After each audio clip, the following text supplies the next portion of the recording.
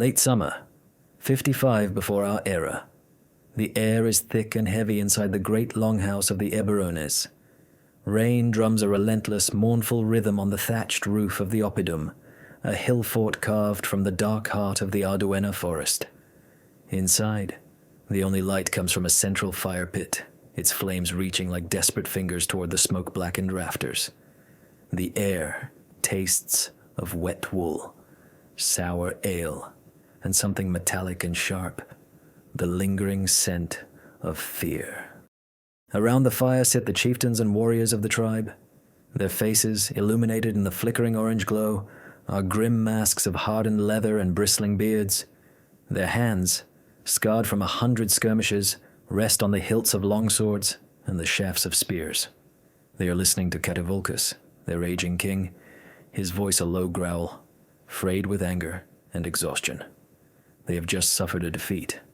Not a catastrophic one, not yet, but a sharp, brutal lesson delivered by the legions of Gaius Julius Caesar. Now, emissaries from the southern tribes, the Treveri and the Nervii, speak of a great confederation. One last alliance to drive the eagle standards back across the Alps forever. The debate is heated. Young warriors, their blood still hot, speak of honor and vengeance. They slap the wooden tables and roar their defiance. Older men, their eyes shadowed with the memory of past Roman victories, speak of caution, of saving the harvest, of waiting for the winter to swallow the invaders. Into this cauldron of defiance and despair, 2 guards shove a man forward. He is not a warrior. You can see it in the way he stands. Not with the wide, grounded stance of a swordsman, but with the slight stoop of a man who spends his days bent over his work. His name is Bodan. His hands are thick and calloused, but the scars are from splinters and errant chisels, not from blades. His tunic is a strange, hybrid thing, the coarse weave of his tribe, but cut shorter, in the Roman fashion. For the past month, he has been a captive, a prize taken by a cavalry patrol from the Legio Decima Equestris. He was not a fighter, but a craftsman, a builder of bridges and ramparts for his own people. The Romans, recognizing his skill, had put him to work. Now, ransomed and returned, he stands before his king, blinking in the firelight. Cativolcus raises a hand, and the murmuring subsides. "Bodan," the king's voice echoes in the sudden quiet. "You have seen their camps. You have lived among them. The hot bloods tell me we must fight. The elders tell me we must wait. You will tell us what you have seen. Tell us of this Caesar. Tell us of his legionaries. Are they men, or are they the iron demons the Druids whisper of?" Bodan swallows, his throat dry. He looks not at the king, but at the faces of the warriors around him.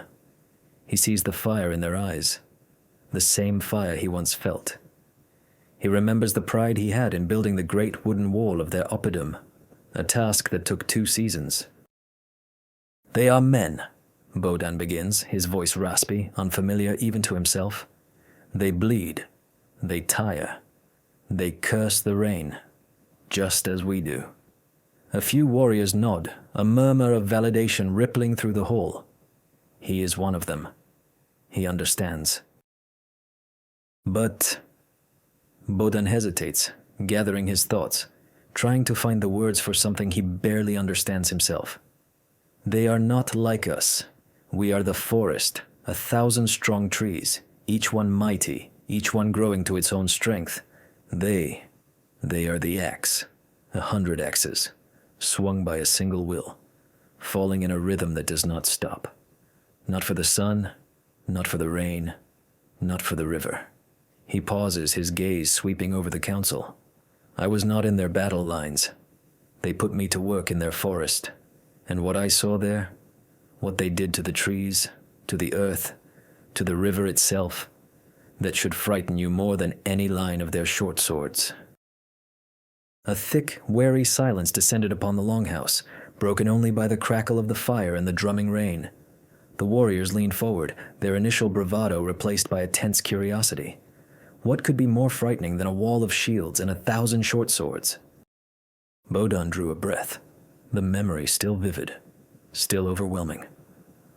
They took me to the great river, the Rhenus. Our shamans say it is the domain of a god, a barrier the spirits themselves dare not cross easily. He gestured with his hands, trying to convey the impossible width. It flows so fast it could sweep a warband away.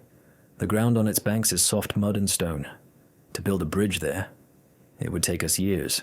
We would make offerings, study the currents for a season, fell the oldest oaks, and shape them one by one to fit the riverbed. He locked eyes with Cativolcus. The Romans made no offerings. Their centurion, an engineer, a praefectus fabrum, walked to the bank with his commander, Caesar. He did not look at the river as a god. He looked at it as an enemy. He pointed, spoke in his clipped Latin, and then turned his back on it. The river, to him, was already defeated. The battle was merely a matter of effort. The next morning at dawn, the horns blew. Not the call to arms, but a series of short, sharp blasts. And out of the forest marched 2 cohorts from the 7th Legion and 2 from the 10th. But they did not carry their pila or their shields. They carried axes, delabras, saws, great heavy mallets, and tools I had never seen. Long wooden poles with markings and strings coated in white chalk. A young chieftain named Vercorix, his face painted with blue whorls of defiance, snorted. "Axes? We have axes. A few loggers are no threat to the warriors of the Eburones." Bodan shook his head slowly, a sad, knowing gesture. It was not a few. It was 1,000 men. They moved into the trees not like a logging party, but like an army invading a city. The centurions did not shout for them to work harder. They shouted a rhythm. Unus, duo, tres, and on tres, 500 axes would bite into the wood in the same instant, a sound like a single clap of thunder. Thump. Then again, thump. They didn't chop wildly. Each man struck the same tree in the same place in a perfect pattern. The trees did not fall, they were executed. He described the scene, the disciplined chaos. While one line of legionaries felled the trees, another moved in behind them, stripping the branches with swift, economical strokes. Behind them, teams of auxiliaries, men from allied tribes, harnessed to oxen, dragged the stripped logs to a clearing. And in this clearing, Bodan continued, his voice dropping, were the true craftsmen, the Fabri. They were not using their eyes to measure. They were using templates, wooden patterns. For every type of timber the bridge would need, the main piles, the cross beams, the braces, they had a pattern. They would lay it on the log, snap a white chalk line, and saw. Every cut was perfect. Every angle was identical. While our best builders would spend half a day shaping a single great log to fit another, they were making 100 copies, 100 twins, ready to be joined. They were not building a bridge. They were creating its pieces, as a smith forges 100 identical spearheads. The hall was utterly still now. The chieftains were no longer thinking of battle lines and ambushes. They were picturing a forest vanishing. They were hearing the unnatural, synchronized thunder of Roman axes. By sunset on that first day, Bodan concluded, his voice barely a whisper, a section of the forest was gone. In its place was a wasteland of stumps, and on the bank of the Rhenus, there was a mountain of timber. Thousands of beams, all cut to precise lengths, all sharpened to a point, all notched and ready. The legionaries were not exhausted and celebrating. They were cleaning and sharpening their tools for the next day. And the river, the great Rhenus, it just kept flowing, unknowing. It did not see the 1,000 wooden daggers on its bank, all perfectly made, all ready to be driven into its heart. The only sound in the longhouse was the fire hissing as rain dripped down the smoke hole.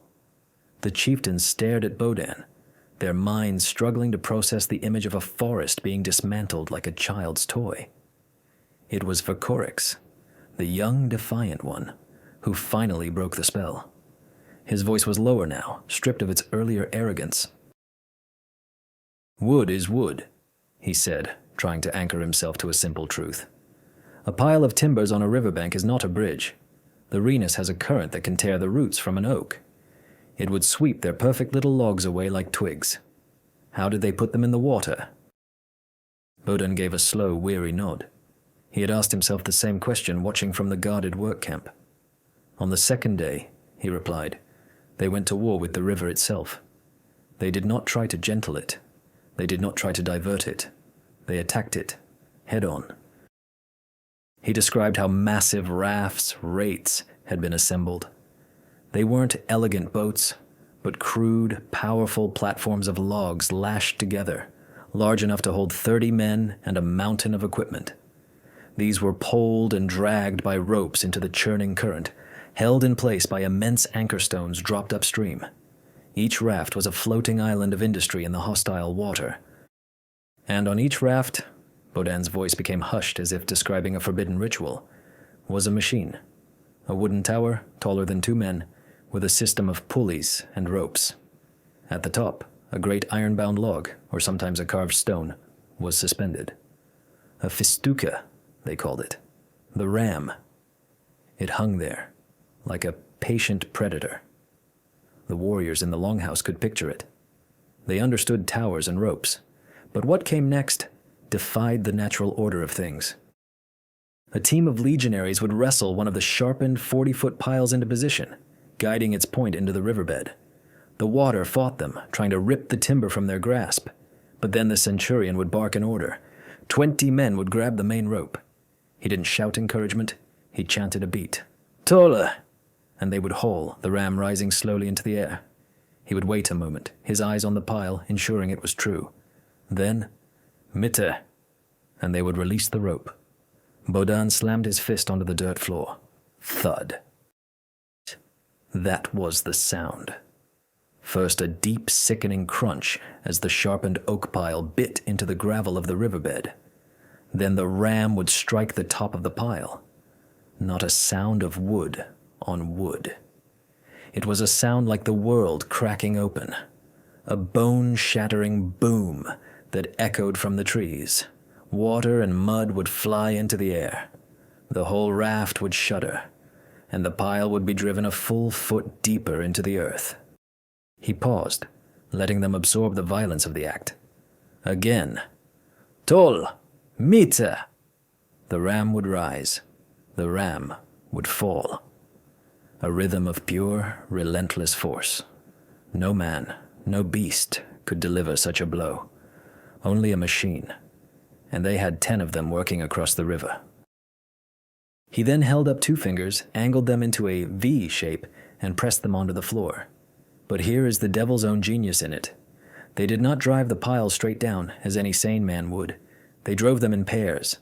One pile was angled downstream, leaning into the current. Its twin was driven a few feet away, angled upstream, braced against it. These 2 jaws were then locked together at the top by a massive crossbeam, 2 feet thick, fitted into notches that had already been cut. They made a single, unbreakable triangle of wood, an A-frame that the full force of the Renus could not dislodge. The more the river pushed, the deeper the angled legs dug into the earth. He looked around the fire at the stunned faces. They were not building a bridge. They were building a series of immense wooden teeth and driving them into the jawbone of the riverbed, one after another, each one linked to the next. By the end of the 4th day, 2 lines of these monstrous triangles, one for each side of the bridge, stretched a third of the way across the Renus. It was no longer a collection of timbers. It was a skeleton, a monster rising from the water, and the river god, for all its fury, could do nothing but break against it. King Catavolcus leaned forward, his old knuckles white as he gripped the arms of his carved wooden chair. The story had moved beyond mere construction. Bodan was describing a form of warfare against nature itself, executed with the same terrifying discipline as a legion advancing under fire. The king's mind, accustomed to the seasonal rhythms of sowing and reaping, of raids and truces, could not fully grasp the speed, the sheer industrial violence of it all. 4 days to build a skeleton, Catavolcus murmured, his voice heavy with disbelief. Even if the river could not wash it away, to lay the roadway, to make it strong enough for a column of armored men and their baggage carts, that is the work of a season. Bodan let out a short, sharp breath that was almost a laugh, but there was no humor in it. A season? He repeated, shaking his head. King, you still think like we do. You think of one task following another. The Romans, they do everything at once. He explained that as soon as the first few pairs of trestles, the great wooden triangles, were driven and capped, a different kind of legionary swarmed onto them. These were not the brute force teams who operated the pile drivers. These were the immunes, the specialists, men exempt from standard labor because of their specific skills. While the Festuca crews continued their thunderous work further out in the river, Baudin said, his hands moving to shape the air, the bridge was already being built behind them. They did not wait for the foundation to be finished. The structure grew from the bank like a living vine.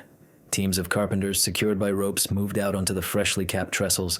They carried pre-cut beams, the tigna jugmentaria, the joists. Do you understand?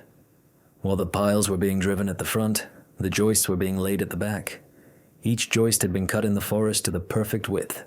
They dropped into the notches on the crossbeams with a sound like a giant's bones locking into place. The imagery silenced the hall once again. They imagined the scene, 100 men hammering piles with rhythmic brutality at the spear tip of the project, while 100 more followed in their immediate wake, laying the floor with the precision of weavers at a loom. And it was not just one layer of work, Baudin pressed on, his voice rising with the memory of the overwhelming activity. As the joists were being laid, other cohorts were carrying the road surface planks, the longurii. As soon as a section of joists was secured, they would swarm over it, laying these planks down, their hammers ringing in a new, faster rhythm. Tap, tap, tap, tap, tap, a constant metallic chatter that rose above the roar of the river. And behind them, a third wave of men followed, lashing everything together, not with simple rope, but with withes and iron fibulae, great metal clasps that they hammered shut. He looked from face to face, trying to make them see the impossible concurrency of it all. It was a machine of men. The pile drivers were the teeth chewing into the river. The carpenters were the gut, digesting the work. The road layers were the limbs, propelling it forward. Each part moved in sequence, but all parts moved at the same time. There was no pause. There was no confusion. The centurions walked the length of the growing structure, not shouting but merely pointing, correcting a man's grip here, adjusting a timber there. The plan already existed, perfect and whole, in the mind of their perfectus fabrum. The legionaries were simply the hands enacting a will that was already decided. On the 7th day, the final pile was driven on the far bank. On the 8th, the last plank was hammered into place. On the 9th, they built railings and fortified the entrances with towers. The men worked in shifts through the day and into the night by the light of 1,000 torches. On the morning of the 10th day, Baudin's voice cracked with a mixture of awe and terror, it was done.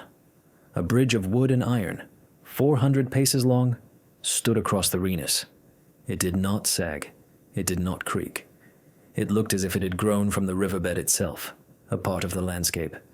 And Caesar, who had watched from his tent the entire time, simply mounted his horse and led the 13th Legion across it, their hobnailed sandals making a sound like rolling thunder on the new wood.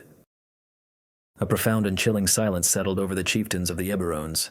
The rain had softened to a drizzle, and the fire had burned down to a bed of glowing embers, casting long, dancing shadows on the walls of the longhouse. The stories of Roman legions, of their disciplined charge and interlocking shields, were terrifying enough. But this was something else. This was a story about an enemy who could command the very earth, who could conquer a god in 10 days. Baudin, the returned engineer, stood spent in the center of the hall. He had delivered his testimony. He had painted a picture not of men, but of a force. It was Catuvolcus, the old king, who finally spoke. His voice was no longer the growl of a warlord, but the weary rasp of a man who has seen too many winters. He looked at Vercorix, the young chieftain who had spoken so boldly of axes in defiance. Vercorix, the king said softly, you spoke of our axes. The axe of a single warrior is a tool of his own will. It bites where he commands. It is strong. He then gestured a trembling hand towards Baudin. What he describes? It is 1,000 axes acting as one. It is not their strength that is the weapon. It is their oneness, their ordo, their order. The king rose slowly, his joints creaking. He walked over to the great central post that held up the roof of his hall, a single massive black oak that had stood for generations. He ran his hand over its rough, familiar bark. "We built this hall," Cativolcus said, his voice echoing with a sad pride. "It took the lifetime of my grandfather. Men chose the trees. Men shaped them with adzes, fitting each curve and knot to its neighbor. Each timber has a story, a spirit. It is our way. It is strong because every piece is unique. Is." He turned back to the assembled council, his eyes sweeping over their faces. The Roman bridge. It was strong because every piece was the same. They do not ask the wood for its spirit. They strip it of its spirit. They break it down into pieces, segmenta, and then reassemble it according to their own design. They do not adapt to the world. They force the world to adapt to them. He looked at Bodan. "And after they crossed, after Caesar took his legions over this monument to his will?" Bodan swallowed. "They marched into the lands of the Sugambri. They burned villages and scattered their warriors, not to conquer, not to hold the land, just to show that they could, to prove that the Rhenus was no longer a border, that there was nowhere to hide. The final devastating detail landed like a physical blow. The bridge wasn't just a tool, it was a message." "And when they returned?" another chieftain asked, his voice barely a whisper. "They returned 18 days later," Bodan answered. "The campaign was over. Caesar stood on the Gallic side and gave an order, and the same legionaries who had built the bridge, the Fabri and the Immunes, moved onto it with saws and crowbars. They worked with the same horrifying speed, the same unnatural rhythm. They dismantled it, beam by beam, pile by pile. They salvaged every iron clasp, every usable timber. Within 2 days, there was nothing left. No trace. The Rhenus flowed as it always had. It was as if the bridge had been a ghost, a dream. But we all knew it had been real. The river knew. And the Sugambri, on the other side, cowering in the ashes of their homes. They knew. The meaning was clear and absolute. The bridge was not built to last, it was built to make a point. We can cross any river, we can enter any land, we can strike you whenever we choose, and then we can vanish, leaving you to wonder when we will return. Vercorix, the fiery young warrior, slowly sat down. The blue paint on his face seemed less like a mark of defiance and more like a sad, fading bruise. The talk of confederation, of a great Gallic uprising, now felt like children planning to fight a tidal wave with wicker shields. How could you ambush an enemy who could build a fortress overnight? How could you cut off a foe who could simply build a road across a chasm or a river to bypass your traps? You couldn't fight the storm. You couldn't fight the earthquake. And you couldn't fight the Romans. Not like this. Their true weapon wasn't the gladius or the pilum. It wasn't even the eagle standard that flew over their legions.